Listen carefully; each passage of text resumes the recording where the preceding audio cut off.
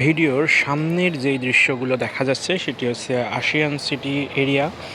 আর ভিডিওর সামনে যেই একটি পপকর্ন এর গাড়ি দেখা যাচ্ছে, এই গাড়িটির মাধ্যমে পপকর্ন বিক্রি করা হয়, যেটাকে আমরা ভুট্টা থেকে তৈরিকৃত বলে থাকি।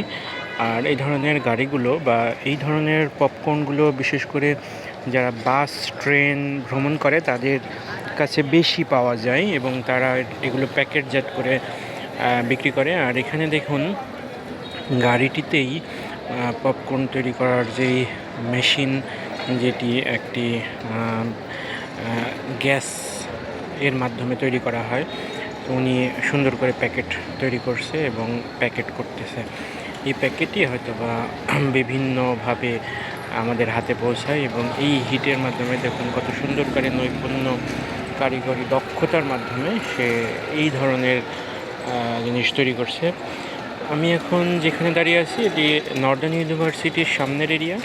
আর এই এরিয়াটিতে এখন সন্ধ্যা মাগরিবের নামাজের পরের দৃশ্য।